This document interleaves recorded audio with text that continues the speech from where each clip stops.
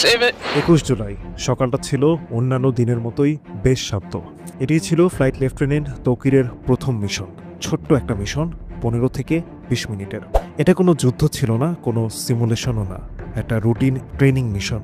আর সেই মিশনের পাশেই দাঁড়িয়েছিলেন তার কমান্ডিং অফিসার, রেডিও হাতে সরাসরি চোখ রাখছিলেন নিজের ছাত্রের প্রতিটি মুভমেন্টে।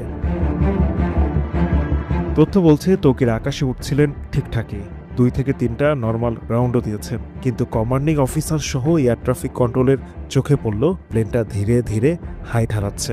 সোজা রানওয়ে বরাবর নামার কথা ছিল, কিন্তু দেখা যাচ্ছিল ট্রেনটি আস্তে আস্তে নিচে নেমে যাচ্ছে।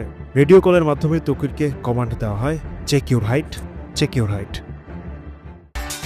বুঝেছেন, হয়তো সামান্য নামতে গিয়ে আবার উঠবেন ভেবেছিলেন সবাই, কিন্তু না, প্লেনটা নামছেই। সেই কমান্ডিং অফিসার যিনি তাকে ক্লিয়ার করেছিলেন শেষ চিৎকারটা দিলেন, ইজেক্ট, ইজেক্ট। কিন্তু তৌকির চুপ, কোনো উত্তর নেই। আমরা হলিউড বলিউড সিনেমায় দেখি ইজেকশনের পর পাইলট প্যারাশুটে ভেসে বেড়ায়, কিন্তু বাস্তব অনেক বেশি নিষ্ঠুর। ইজেকশন সিস্টেমের প্রক্রিয়া খুবই জটিল। মাত্র 3 সেকেন্ডের মধ্যে সবকিছু ঘটে। একটা ছোট্ট রকেট সিটটাকে তুলে দেয় 200 থেকে 250 ফুট উপরে, তারপর প্যারাশুট খুলে যায়। এই পুরো সময়টায় পাইলটের শরীরে পড়ে ভয়ঙ্কর চাপ, প্রায় 14 থেকে 16 জি ফোর্স, যেটা একজন মানুষের শরীরের জন্য স্বাভাবিক নয়। অনেক সময় মেরুদণ্ড ভেঙে যায়, পাইলট জ্ঞান হারিয়ে ফেলেন।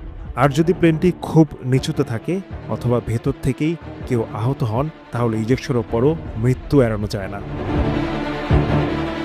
সিসিটিভি ফুটেজে দেখা গেছে একেবারে শেষ মুহূর্তে ইজেক্ট করেছিলেন তৌকির।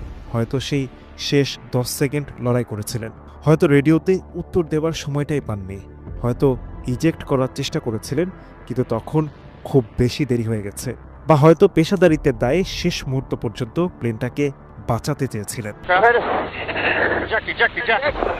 অথচ আমরা শুনেছি শুধু একটাই শব্দ, ইজেক্ট, ইজেক্ট, আর তারপর নিস্তব্ধতা।